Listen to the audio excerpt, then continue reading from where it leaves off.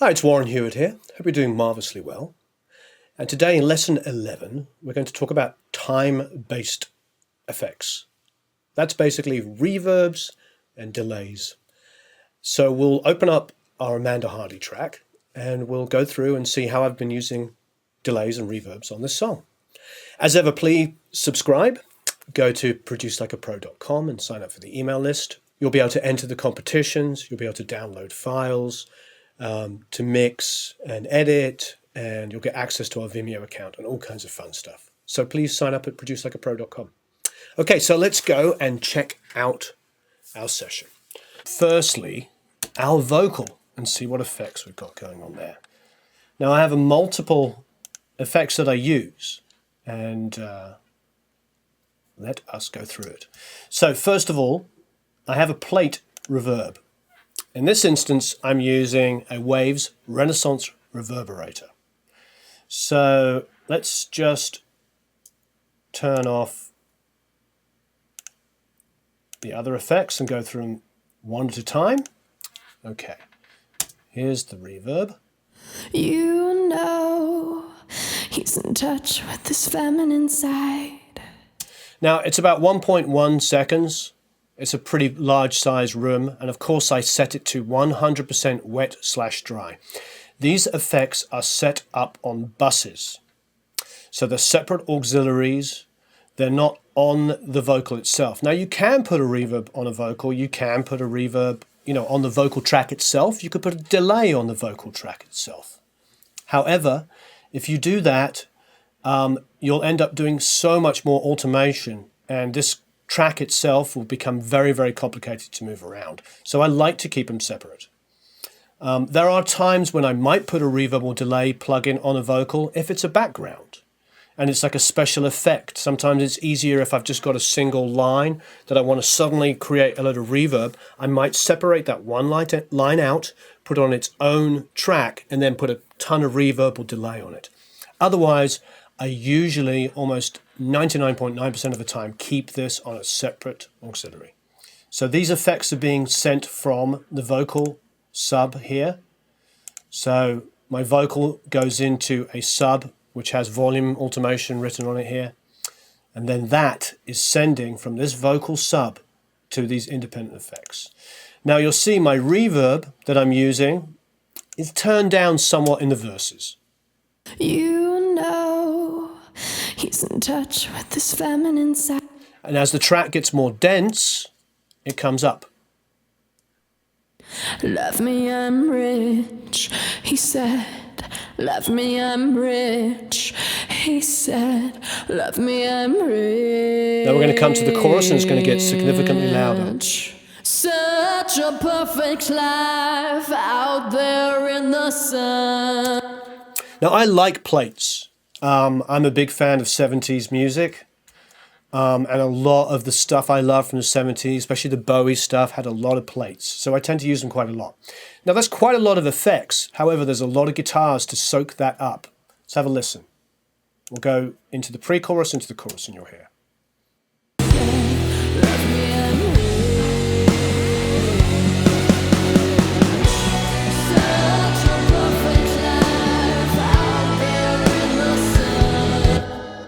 So it's getting really soaked up by a lot of that stuff. Okay, so next we have a tiled room. Now the tiled room is essentially exactly what it sounds like. It's a smaller room. I'm using the same reverb plugin, but as you can see, I've got a very short, it's a smaller room size,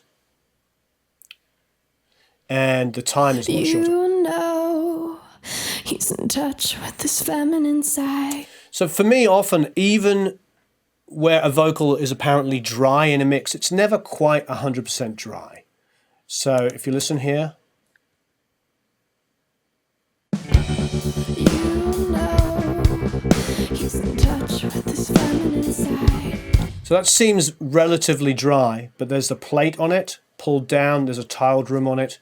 And again, the same thing. I'm using two different reverbs, and I'm pushing the reverbs in the choruses and the pre-choruses. Depending on the density of the music, the reverb gets to be bigger. Okay, so now next is a dynamic delay. Now what this is, is a delay with a compressor across it.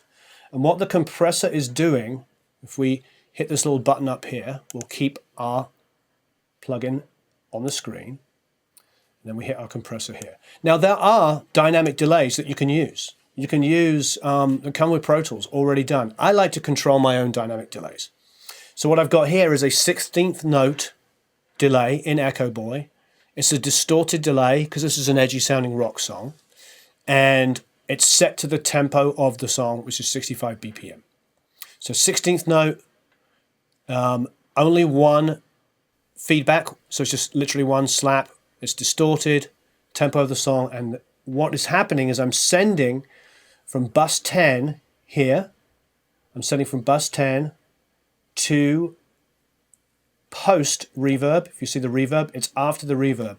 Now you might ask, what is that doing? Well, what it does, the dynamic delay does, is the compressor works with the vocal. Watch the compressor here. You know, he's in touch with this feminine side. So once the vocal stops singing, the compressor stops working. And what that means is, let's go to somewhere where the delay is loud here. Such a perfect life out there in the sun. So what you'll hear there is you'll hear such a perfect life, out there in the sun.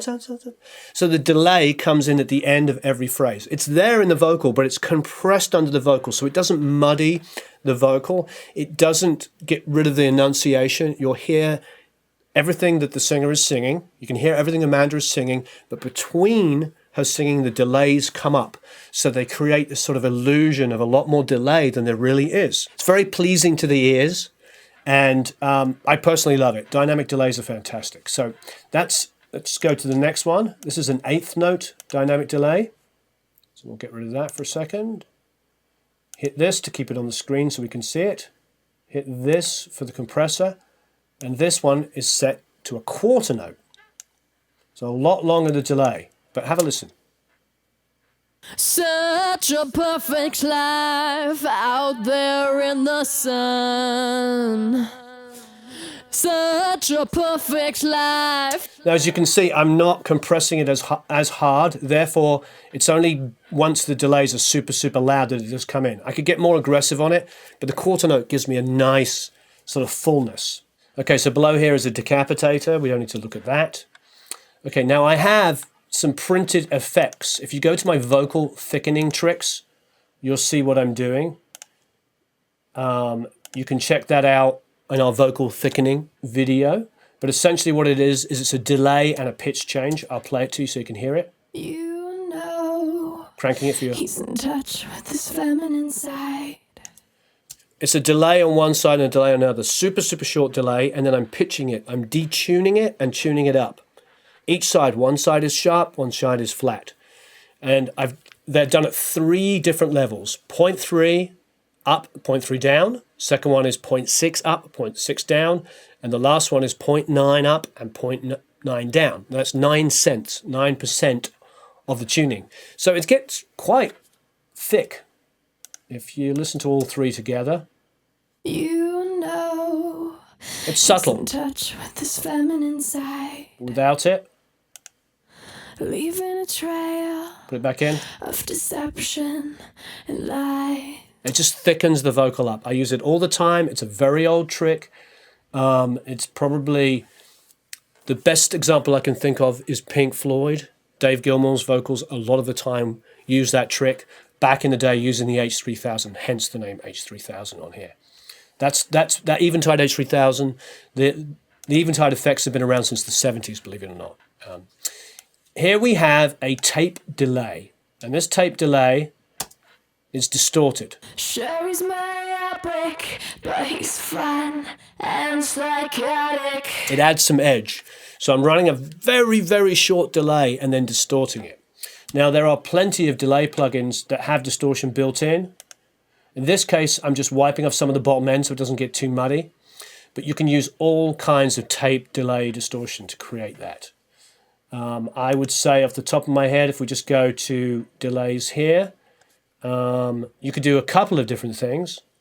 You could go and get a generic short delay, and put it on like this, and then you could put distortion on it afterwards. You could use a SansAmp plugin. You know, you can use all kinds of different stuff. But what I tend to do is distort the whole signal, but then only, you know, wipe off some of that top end, because the distortion at the top end might be a little bit too much and make the vocal a little too lispy. But what it does really, you can obviously put a de-esser on it as well, but what it does is it thickens up the vocal sound. And, you know, I was told a trick by, the reason why I do this, I was told this trick by Jack Douglas. And when he was recording John Lennon on Double Fantasy and other records before that, they would take crowd noises, cheers of like, ah, and they would gate it to the vocal. And it's just literally like energy and noise, and it was super quiet and below the vocal, but it added this kind of energy to a vocal. So that's my way of doing that. I'm just distorting and trashing out a vocal track and then putting it underneath. And I'm using a delay on it, so that's just slightly late. Okay, so those are our basic vocal time delay effects. The main trick I'm doing that I think is worth knowing is I'm pushing my effects up based on where I am in the song. Where there's a small amount of instruments here, comes up, and then we get to the chorus and they're really pushed. They're very pushed there for illustration purposes. On our background vocals, just done a very simple thing. Let's just take the backgrounds here and solo these 4 here. I'm sending from buses. And what I've done is I've panned the vocal one way to the left, say here for this one. Pan this one to the right. This one to the left. This one to the right. And then I'm correspondingly following that, sending to my background of vocals effects here. And my background of vocal effects, as you can see, is an Echo Boy. And the reason why, you might ask, is it set not to 100% wet? This is why. Because this time I'm doubling up my effects. So I have a delay. I've got an Echoplex simulation, which is like a trashy, cheap sounding tape delay, which I love. I actually physically have one of those. So that's an 1/8 note. And I've got it to 65 BPM, so it's the actual time of the track. But the reason why it's set not to full wet is because the next plugin that comes afterwards is a reverb. So what I'm doing is I'm doubling up my effects. I've got delay and reverb together. Such a perfect life out there in the sun. Such a perfect life. I hope you're having fun. What I love about that is it completely separates itself from the other effects that are on the vocals. I mean, it adds some thickness and stuff like that, but it's a whole different way of doing it. You know, delaying first and then putting reverb on the delay. You can hear it's almost like a huge hall. Such a perfect life out there in the sun. And that just sort of that delay, sun, and then the verb around it is really tasty. So it's a nice little trick. So you run a delay and then you put a verb after it, and it gives you a different effect than just having a delay and just having a reverb. It has a very unique sound, and it separates my lead vocal and my background vocals from each other. Okay, so let's move on and see what other effects we're using. Now, I think you're going to guess some of the most obvious ones here. If we go to our kick room, it's coming out bus 5 and 6. What I've done is I've taken my kicks here, and I often do this. I just trigger from my samples as opposed to my live kick, because then I get a cleaner reverb, and the live kick has a lot of bleed or some bleed, and I don't want to add a lot of reverberation to like the cymbal bleed and something and a snare or something like that. So I tend to favor the samples, and then I blend the send the way I want. So here you can hear the kick. And the reverb is just our good old friend Reverb, which comes free with Pro Tools. It's a medium-sized room. I've always favored 750 milliseconds on a medium-sized room, just because the room I used to track a lot of records in over the last 10 or 15 years sounded very much like this. So it's just where I end up. You can get bigger, but I find it a little bit too washy. This is a controllable amount. So it's sending from there. It's a very generic reverb. I love it. It's just a medium room set to 750 milliseconds. Obviously, the mix is set to 100%. I don't want any phase issues of like trying to blend it against it. I'm putting it on its own auxiliary, its own track here, as opposed to putting it on individual kicks. That would give you all kinds of nightmare and not being able to control it. Now, as you can see, it's pretty consistent all the way through the song. I don't do much automation to it. However, if we move now to our snares, of which we have quite a few, let's go and pick these ones here. There's a snare verb here, and this reverb is a back to the Renaissance reverberator. The size is a little bigger on the snare just to make it sound just a little huger. It's not a big room, but it's a longer time. And I also have the MV2 on it to just even it out. So I'm parallel compressing. This is like a parallel compressor in a box on my reverb. And you'll see the snare here.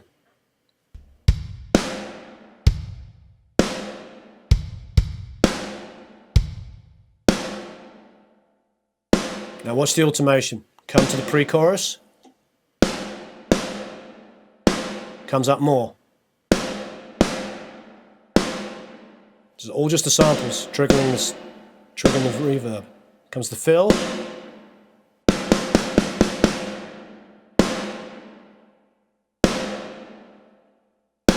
That's louder and louder.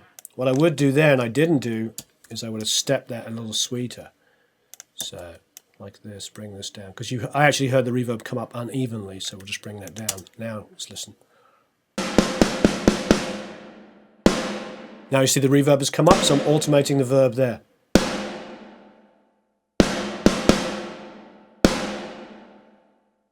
Great. So it's a bigger reverb on the snare than I'm using on the kick. I just like it that way.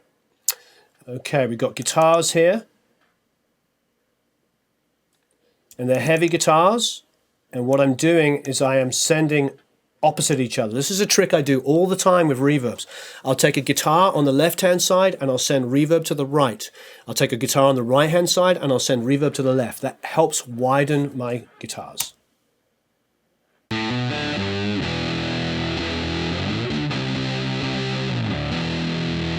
So let's do this. Let's set this pre-fade so you can hear it. I'm going to mute the guitar. Have a listen. It's quiet, but you can hear it.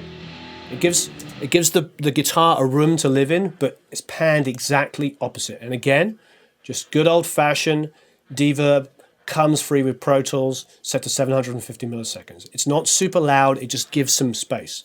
I stole that trick from many, many guys that do this. Okay, so, and the same thing with the opposite one here. It's just doing exactly the same thing. I can set that to pre-fade so you can hear it. Like that. Okay, let's put them all back in, take off the pre-fade, and you'll see how much wider the guitars sound. It's great in a mix.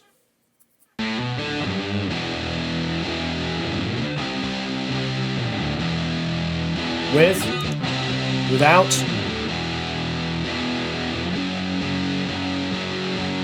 with. It just adds a little bit more space around those guitars. It's a nice trick.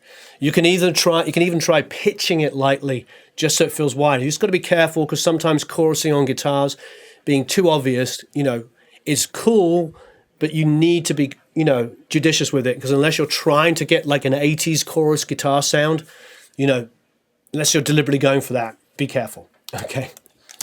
All right. So next we have more guitars, same tricks. I've got a reverb here. I'm using the McDSP Revolver reverb, which I really love. And again, panning left and right. So you can do exactly the same thing. Okay, let's go to synths. Most of this stuff is already affected the way I want. Here is just a panning delay. Let's go to that.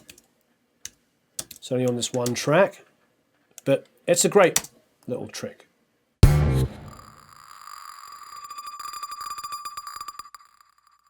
You know, it's just panning. It's not even delaying. God bless it. But there's a little Revolver reverb on it, which is set only slightly, 20%, basically 19, 20%. It's great. That's basically all the multi-effects on this song. Not a huge amount, but they're being used in judicious ways. The thing is with the keyboard sounds is I am, I'm creating the keyboard sounds the way I want to hear them. So sometimes, quite often, I don't need to put multi-effects on them because they're the way I want them to be when I print them. We do our keyboards mainly in Logic because we love the Logic stuff. But also often, of course, we use Expand, which comes free with Pro Tools, which is fantastic. The only other thing I can say is, of course, that there is some tom Verb. If we find a tom section here, let's go and find it just to illustrate it. And they're just being triggered from tom samples that I put in. There's live toms, but there's also tom samples in there. And here's your tom Verb. And I'm gating it slightly just because there's a little bit of bleed in there, but you can see. I'll show you some tom tricks as well on another video. So that covers the basic use of reverbs and delays in a mix that I did. Now, delays on vocals can be very interesting. I like light slap, and what I tend to do with the light slap is distort it. I like longer delays. I need them to be cleaner. I'll distort them if I'm trying for a special effect, but I tend to keep those cleaner. So you can saturate your slap delay just to give some energy. And sometimes I make that so close to the, only a few milliseconds away from the lead vocal, it just adds that distortion energy, like I did on the Echoplex one there. But I tend with the longer delays to keep them cleaner, but I might take off some of the top end and EQ a little bit of the top end so they're a little bit more like a tape delay, just because sometimes being too bright can take your ear away. Having said that, if you want the opposite and you want the illusion of movement, like you want to have love me, I'm rich, rich, rich, rich, rich, rich, rich. You might do the opposite. You might take off and high pass it and take off a lot of the lows off it so there's more top end, because you might just take a word like rich, rich, rich, rich, rich, and have that bounce around. If I'm doing that, I might make it very bright and also make it a little distorted so it really takes your ear. So delays are fantastic, and there's a lot of things you can do with them. Like I was saying, you can pitch a delay for width, but you can also pitch a delay for multi-effects. You could take a delay and detune it, so it's like rich, rich, rich, rich, rich, rich. You can do all kinds of fun stuff. What I'll often do when I'm treating separate vocals and stuff like that is just take a line and put it onto a different track and process it in a different way, as opposed to trying to set up tons of multi-effects on the lead vocal and automating it. I try to keep it very simple. So please, as ever, leave some comments below. Let's have a great discussion about this. This is so much fun. I love doing this stuff, and I love your comments. And I'd love to know what you do with multi-effects. And of course, if there's anything that you don't feel like I covered and it needs explaining, please leave that in the comments below. And thanks you ever so much for watching. Please go to producelikeapro.com and sign up for the email list, and we'll send you loads of free stuff. Thank you very much for watching.